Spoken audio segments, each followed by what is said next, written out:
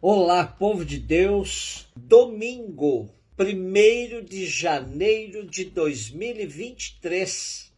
Santa Maria, Mãe de Deus. Segunda semana de Natal.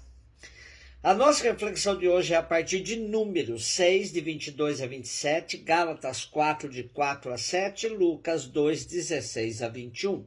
O Senhor falou a Moisés, dizendo: Fala a Arão e a seus filhos. Ao abençoar os filhos de Israel, dizei-lhes: O Senhor te abençoe e te guarde. O Senhor faça brilhar sobre ti a sua face e se compadeça de ti. O Senhor volte para ti o seu rosto e te dê a paz.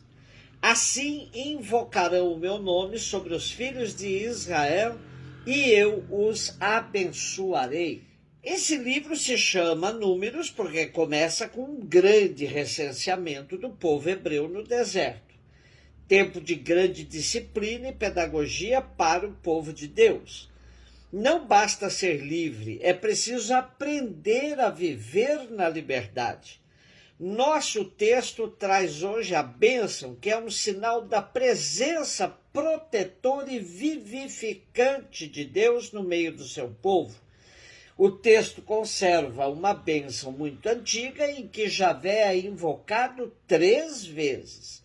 Tal bênção mostra que o povo pertence a Deus e que este o abençoa com a paz, o Shalom, que quer dizer vida plena, segundo o modo bíblico de entender a paz. Gálatas 4, de 4 a 7. Irmãos, quando se completou o tempo previsto, Deus enviou o seu filho, nascido de uma mulher, nascido sujeito à lei, a fim de resgatar os que eram sujeitos à lei, e para que todos recebêssemos a filiação adotiva. E porque sois filhos, Deus enviou aos nossos corações o Espírito do seu Filho que clama: Abá, ó Pai. Assim já não és mais escravo, mas filho, e se és filho, és também herdeiro. Tudo isso por graça de Deus. Entre as comunidades cristãs do norte da Galácia, manifestou-se pelos anos 55, 56 uma grave crise. À região gálata chegaram pregadores cristãos de origem judaica que punham em causa a validade e a legitimidade do evangelho anunciado por Paulo. Este era acusado de pregar um evangelho mutilado, distante do evangelho pregado pelos apóstolos de Jerusalém. Para estes pregadores judaizantes, a fé em Cristo devia ser complementada pelo cumprimento rigoroso da lei de Moisés, nomeadamente pelo rito da circuncisão. Daí que o nosso texto de hoje, Paulo recorda aos Gálatas a encarnação de Cristo e o objetivo da sua vinda ao mundo, fazer dos que a ele aderem filhos de Deus livres. Lucas 2, 16, 21.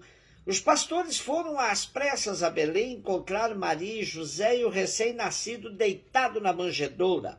Tendo-o visto, contaram o que lhes fora dito sobre o menino, e todos os que ouviram os pastores ficaram maravilhados com aquilo que contavam.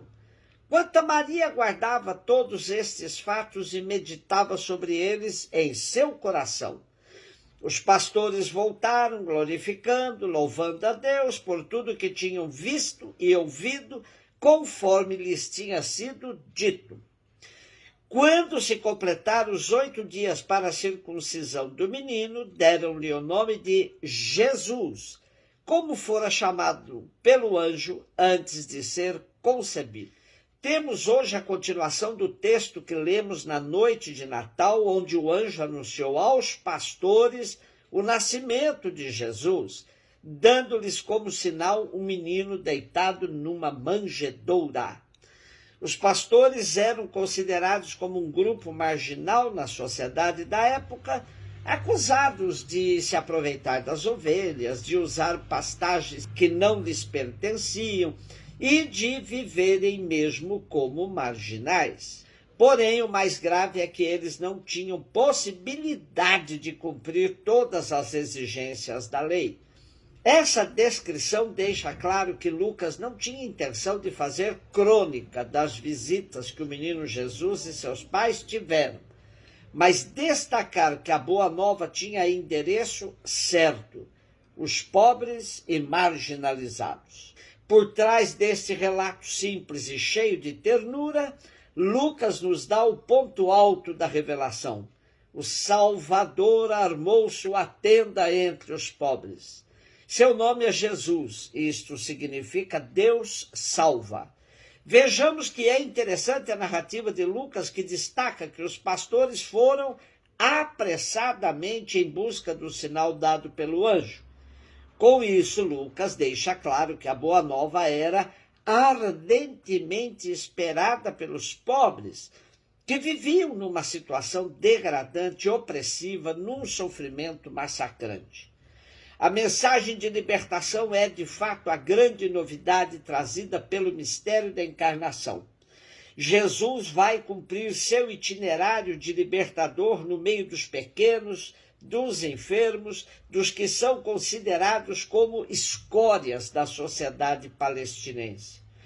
Com Jesus temos um movimento que não se enquadra em nenhuma religião. Ele não é fundador de religião alguma, pois o evangelho é avesso a ritos e prescrições. Quanto mais nos aproximamos de Jesus, mais nos distanciamos de manifestações religiosas que escondem seu potencial libertador. A reação dos pastores é também significativa: dar glória a Deus por tudo que tinham ouvido e, sobretudo, visto naquele quadro humilde da estrebaria. A alegria pela libertação que se converte em ação de graças ao Deus libertador. E Lucas ainda destaca a atitude introspectiva de Maria, que guardava tudo em seu coração. Na verdade, essa postura vai lhe ser profundamente oportuna para poder suportar tudo o que vai acontecer na trajetória de seu filho.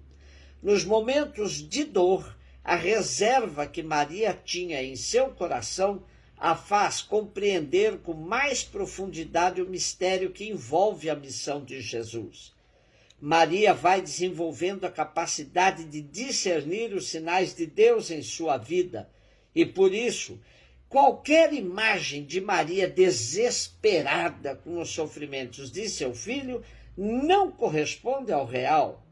Ela soube entender o plano de Deus na sua vida e na vida de seu filho. Celebrar Maria como Mãe de Deus não é de todo isento de polêmicas e ambiguidades. Em grego, Theotokos, isto é, Mãe de Deus, foi contestado desde sempre por teólogos no início do cristianismo. O mais célebre opositor desse título foi Nestório, que obrigou os grandes padres da igreja a definirem bem a questão da natureza humano-divina de Jesus.